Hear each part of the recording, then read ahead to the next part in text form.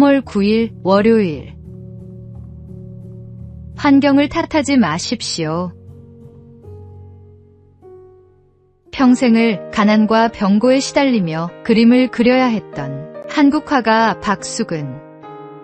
그는 어린 시절 유복했으나 아버지의 사업 실패로 가세가 곤궁해지자 보통학교만 졸업하고 진학을 포기해야 했습니다.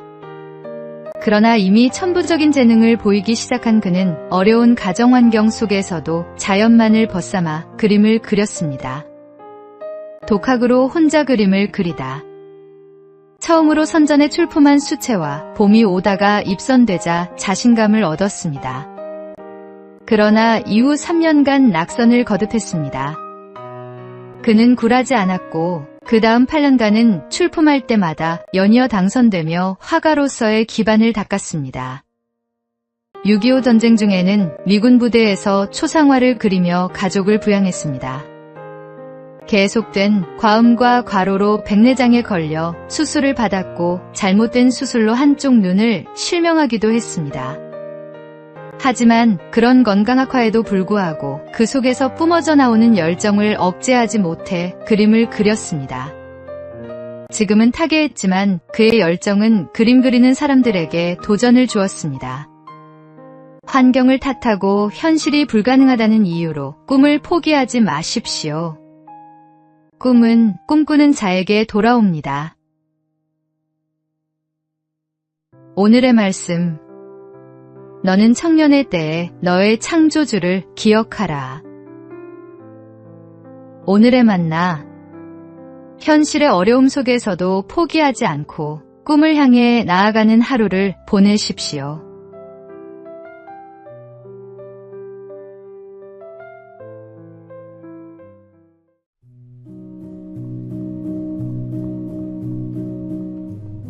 (3월 10일) 화요일.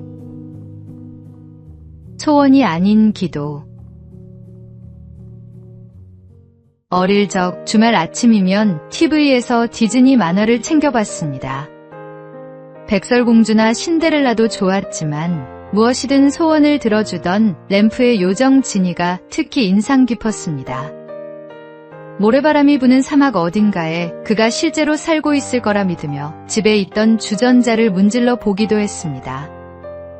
얼마 전 지니를 각색한 드라마를 보며 스스로에게 질문했습니다.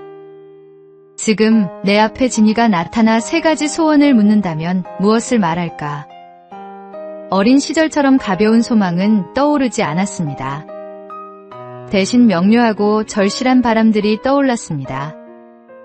전쟁과 폭력이 멈추는 세상, 기후 위기가 멈추는 지구, 그리고 주어진 생을 잘 살아내는 것. 문득 깨달았습니다.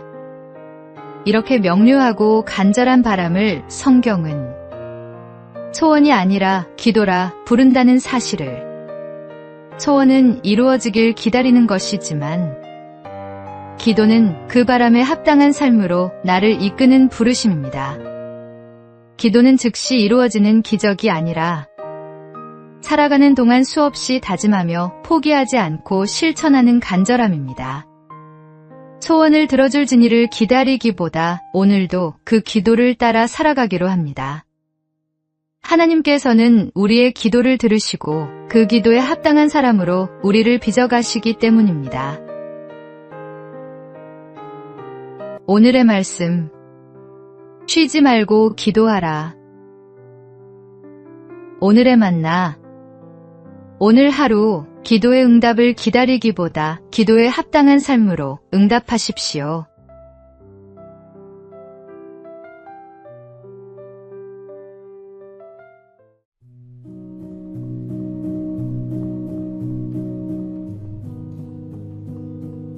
(3월 11일) 수요일. 체면보다 진실. 한 중견기업의 팀장이 있었습니다. 프로젝트 막바지에 치명적인 오류가 발견됐지만 그는 회의 자리에서 말을 꺼내지 못했습니다. 지금 말하면 내가 무능해 보일 텐데 라는 생각 때문이었습니다. 결국 일정은 그대로 진행됐고 출시 직후 시스템은 멈췄습니다. 팀원들은 밤새 복구 작업에 투입됐고 회사는 큰 손실을 입었습니다. 사태가 수습된 뒤 그 팀장은 이렇게 말했습니다. 처음 발견했을 때 말했어야 했어요. 그땐 체면이 중요했는데 지금은 사람들에게 미안함만 남았습니다. 체면은 종종 책임감처럼 신중함처럼 가장합니다. 하지만 결정적인 순간에 체면은 도움을 요청하지 못하게 하고 실수를 인정하지 못하게 하며 진실을 가립니다. 누가 봐도 명백한 오류인데 침묵하는 것은 책임감이 아니라 자기 보호입니다. 신앙의 세계에서 체면을 앞세우면 회개가 늦어지고 관계는 멀어지며 하나님의 음성은 들리지 않습니다. 성경은 서로 허물을 인정하라고 말합니다. 체면 때문에 침묵하지 말고 진실 때문에 용기를 내십시오. 오늘의 말씀. 너희 죄를 서로 고백하며 병이 낫기를 위하여 서로 기도하라. 오늘의 만나. 체면 뒤에 숨기보다 진실하게 나의 부족함을 인정하고 도움을 구하십시오.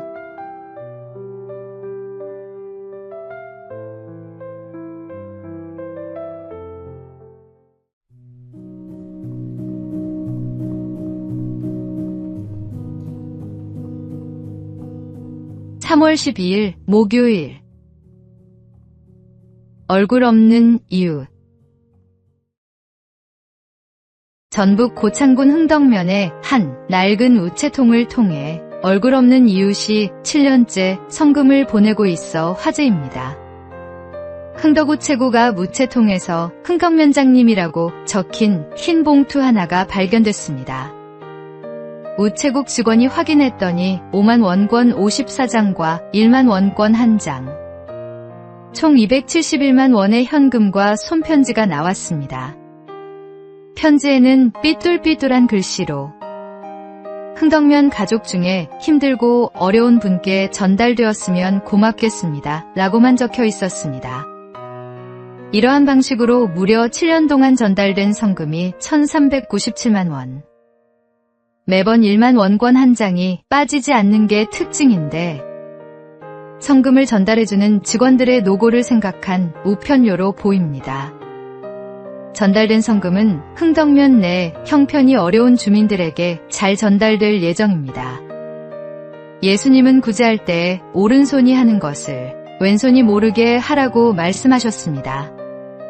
진정한 나눔은 세상의 인정을 받기 위함이 아니라 어려운 이웃을 향한 순수한 마음에서 비롯됩니다. 비록 누군지 알 수 없지만 공동체의 따뜻한 마음을 전하는 존경스러운 이웃입니다. 서로를 지지해주는 따뜻함은 꼭 서로를 알아야만 생기는 것이 아닙니다. 이름 없이 빚도 없이 7년째 묵묵히 나눔을 실천하는 이 이웃의 모습에서 우리는 진정한 이웃사랑이 무엇인지 배웁니다. 오늘의 말씀. 너는 구제할 때 오른손이 하는 것을 왼손이 모르게 하여. 오늘의 만나. 세상의 칭찬을 받기 위해서가 아니라 하나님 앞에서 온전한 마음으로 이웃을 돕는 나눔을 실천하십시오.